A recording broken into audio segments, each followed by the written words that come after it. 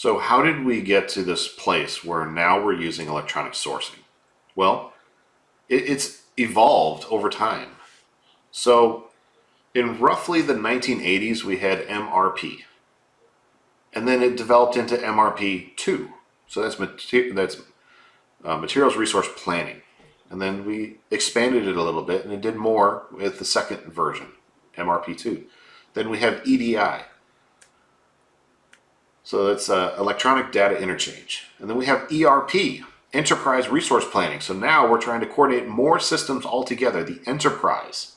That's the entire company. We're putting all the pieces together instead of just the warehouse is on one system that doesn't talk to any other system, and our manufacturing has one system that only doesn't talk to anybody else. But now this ERP brings it all together, so everybody's talking to each other, and it gives you more information to make better decisions. After that, we have supplier portals. So now suppliers are starting to get into this by making it easier for us to give them orders. And then where we're at today is sourcing suites. So these are entire software packages and services provided by other companies to make our sourcing lives easier. Now, it's not as easy as you might think. It takes a little bit of learning to get through to learn sourcing suites. But just be glad that we're not still in the MRP stage with all this. We've come a long way in a relatively short period of time. Who knows what the next step is? It might be something to do with blockchain. It might not. But we'll find out when we get there. If you're in a trade association, you'll probably learn what's coming on the horizon a lot faster than somebody who is not. But let's look at our sourcing strategy. So when we get these software packages or these suites, we need to look at our process infrastructure. A well-designed process is the foundation for success. Remember the quote that in the other video. Automation, which is essentially electronic sourcing, will magnify an efficient process to be more efficient. However, an inefficient process that's automated will become more inefficient. It will explode with inefficiencies. You can think of it as garbage in, garbage out. So make sure your process is well designed, because a computer only knows what you tell it, right? Now with artificial intelligence growing more, maybe in some distant future, or not too distant future, the system will be like, no, you're crazy, I'm doing it this way. But we're not there yet. Change management. We need to make sure that our internal users are on board with this change. We need to make sure. We need them to be on board. They don't have to champion it and be like cheerleaders for it, but we don't want them to reject the change. We want them on board.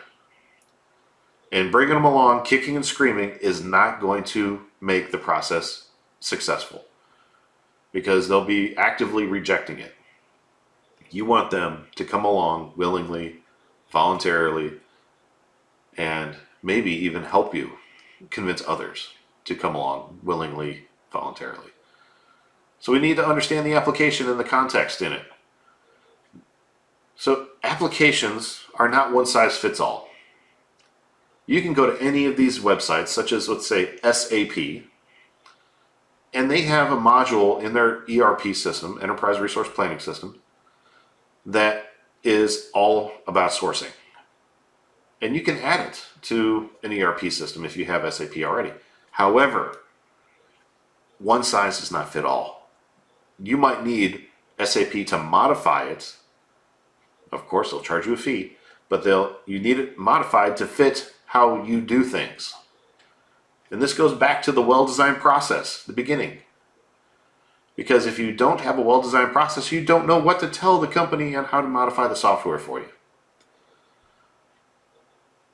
So if you get a one-size-fits-all software, you are going to have to change to fit the software. My opinion is the software should modify to work with you, because your company has done things a certain way because of reasons. And the reason to change those processes because you got a new software package, it doesn't make much sense. But If you think about the evolution of electronic sourcing, we've come a long way. So before MRP, there was no electronic sourcing. It was pen and paper, or pencil and paper. But now, a few clicks of the mouse, and now we've sourced $1 million item, or $10 million item, or a $3 item. It's huge what we can do with a couple clicks of a mouse these days. So, think about what's in store for the future of electronic sourcing. I mean, we've come so far already. What's the next step? What's the next big thing? I don't know what it is, but we can all take a guess. My money's on blockchain. I don't own any Bitcoin, but I would think blockchain is part of the future of electronic sourcing and sourcing in general.